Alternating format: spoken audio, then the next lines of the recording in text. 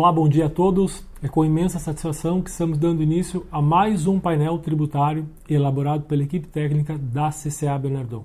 Eu me chamo Maurício Voltes dos Santos, vou tratar aqui dos assuntos referentes à legislação tributária federal e, na sequência, o colega Luiz Antônio vai tratar da legislação estadual.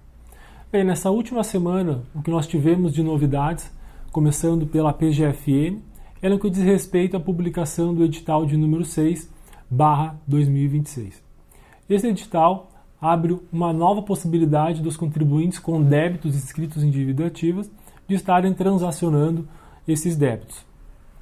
Esse edital ele prevê uma regra para que os contribuintes possam enquadrar os seus débitos, aqueles cujo valor consolidado seja de até 45 milhões de reais e desde que tenham sido inscritos em dívida ativa até o dia 3 de março de 2026. Essa data, do dia 3 de março de 2026, ela corresponde a um corte, que é uma nova regra instituída pela PGFN para que os contribuintes possam transacionar os seus débitos. Isto porque os débitos inscritos em dívida ativas, como regra agora, eles têm que estar inscritos em no mínimo 90 dias para que os contribuintes possam transacionar os seus débitos. Bem, dito isto, então, esse edital ele permite que os contribuintes parcelem os seus débitos com desconto de até 100% das multas e dos juros, sendo que os descontos ficam limitados em até 65%. E como que os contribuintes podem pagar os seus débitos? Eles devem pagar uma entrada de 6%, a qual deve ser paga em até 6 vezes, e o restante em 114 prestações, as quais são atualizadas pela Selic. Quando os débitos forem referentes a pessoas físicas ou empresas, como o MEI, microempresa ou empresa de pequeno porte, aí o desconto ele fica limitado da multa e dos juros, limitado a 70% dos débitos. E a entrada de 6% ela pode ser paga em até 12 prestações e o restante das demais parcelas do saldo devedor em até 133 parcelas. Mas cabe ressaltar aqui que os débitos previdenciários, devido a uma previsão constitucional, eles só podem ser parcelados em até 60 vezes. Então essa é uma ressalva que se tem.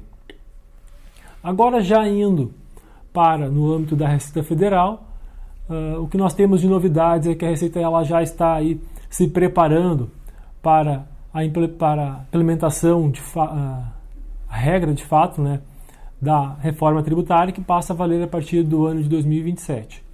E com isso ela já, na semana passada, ela publicou o manual do Split Payment, o qual ele serve como um modelo operacional para as instituições financeiras, instituições de pagamento, adequarem o seu sistema a esse novo sistema de pagamento dos tributos.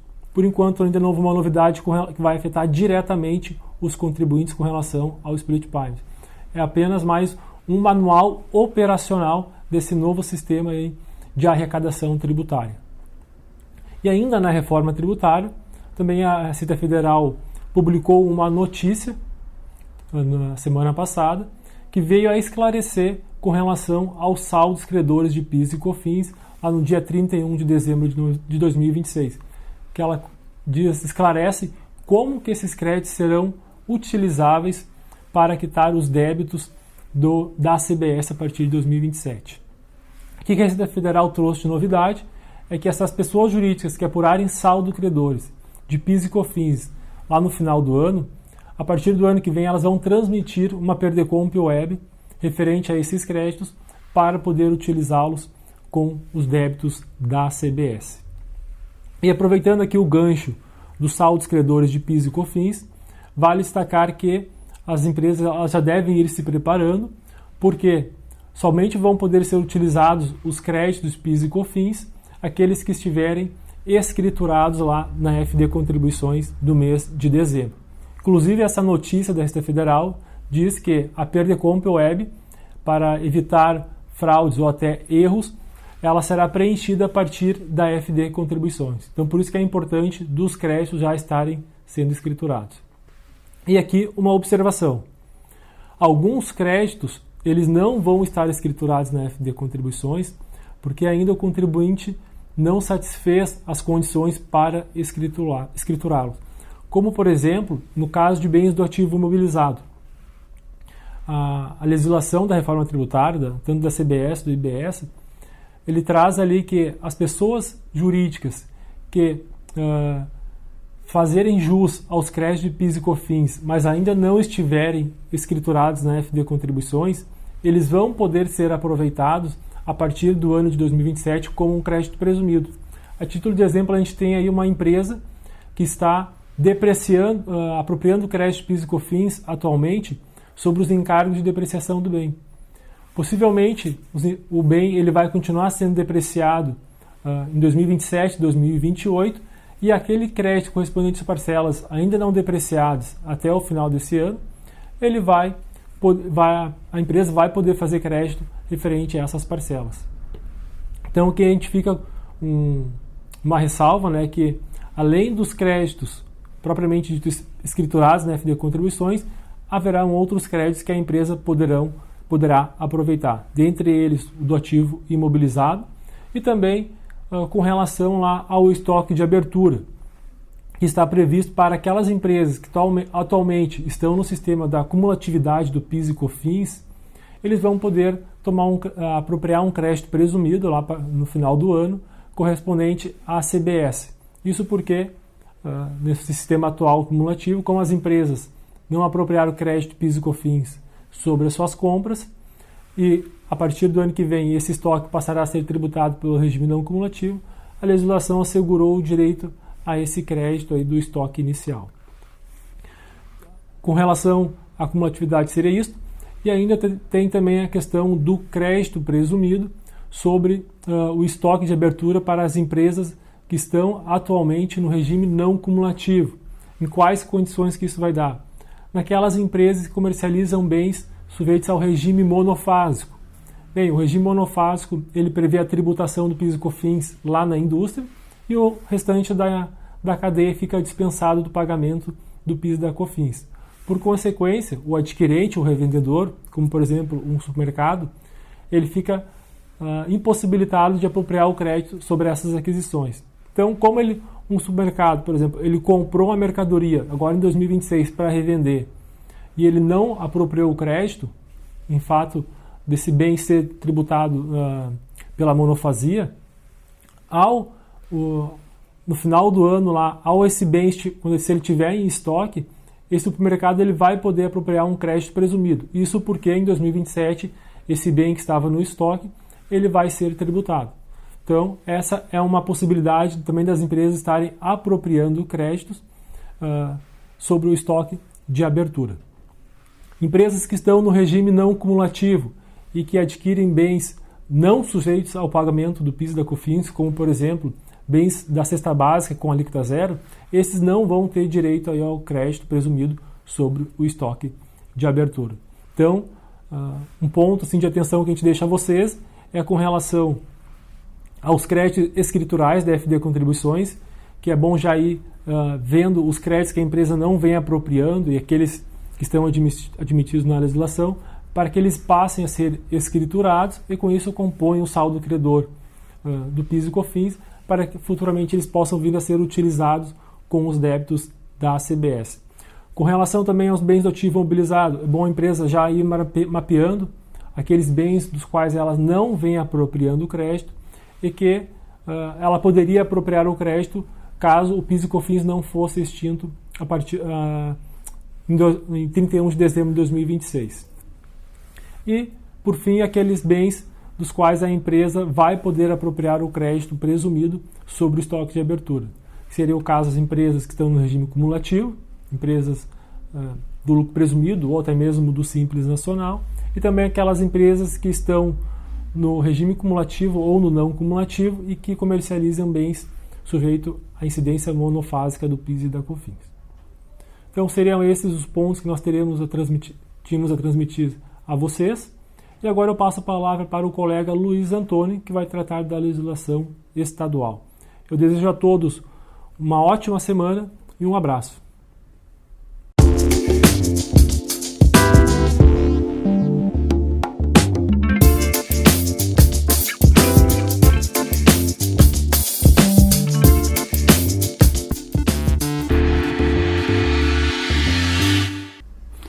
Bom dia a todos. A partir de agora vamos tratar de alterações vinculadas à área do ICMS, divulgadas na semana passada. Trazemos agora 3 novidades publicadas no Diário Oficial do Estado de 1º de junho de 2026, todas decorrentes de decretos publicados naquele Diário Oficial que introduzem alterações no regulamento do ICMS do Estado do Rio Grande do Sul. O primeiro é o decreto número 58.809, que acrescenta um novo item ao apêndice 17 do regulamento, que trata das hipóteses de diferimento do ICMS.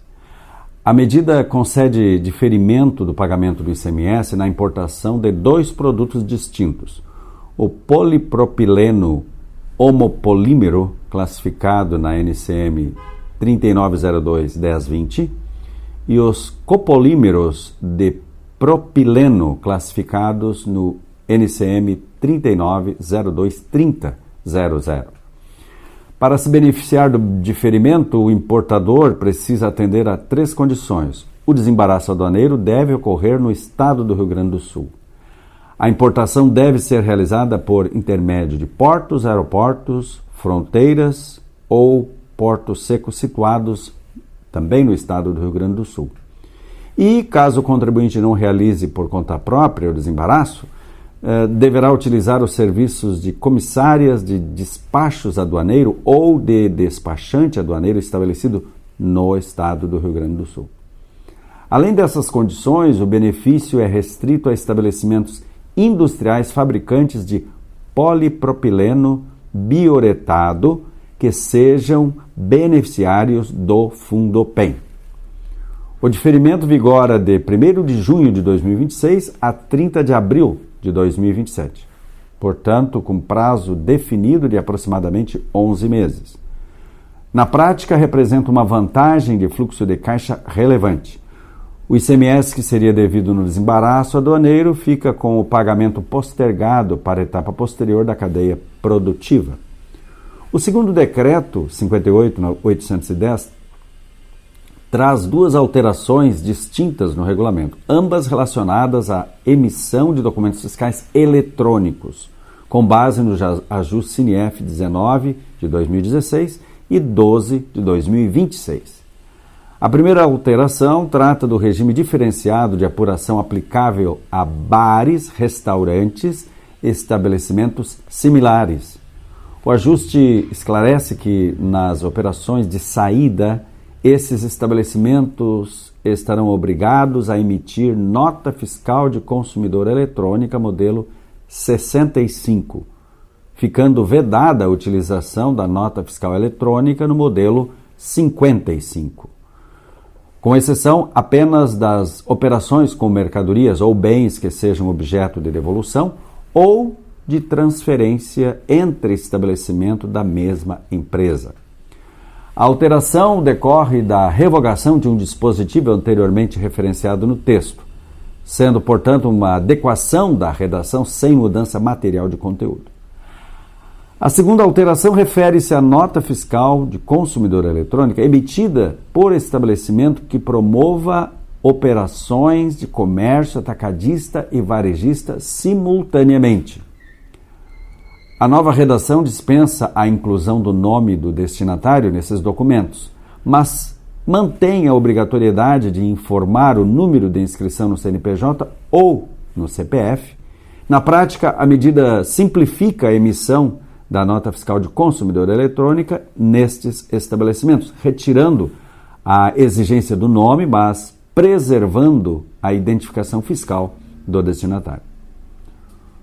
O terceiro é o decreto 58.811, que modifica e acrescenta condições ao crédito fiscal presumido de ICMS concedido às empresas prestadoras de serviço de comunicação que realizem investimentos no fomento à internet rural no território gaúcho.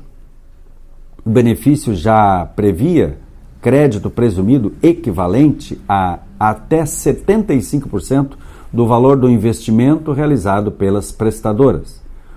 O decreto mantém essa estrutura e prorroga o benefício até 31 de dezembro de 2026. A principal novidade é a inclusão da nota 4 ao dispositivo que estabelece um limite global.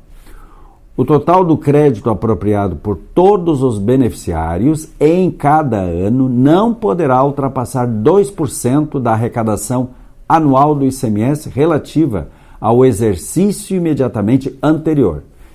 Cria-se, assim, portanto, um teto coletivo anual para o benefício que impõe uma lógica concorrencial entre os potenciais beneficiários.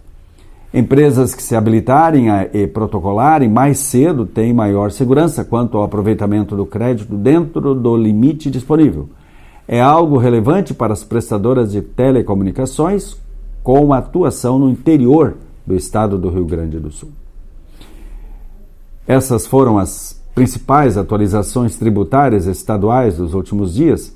Para outras informações importantes, inclusive das áreas federal e previdenciária, acesse o nosso boletim informativo divulgado ontem no site da CCA Bernardon, www.cca.com.br. Você também pode acessar calendários de obrigações, circulares e notícias da área tributária. Agradecemos a audiência e desejamos a todos um bom dia e uma ótima semana. Até o próximo painel tributário da CCA Bernardon.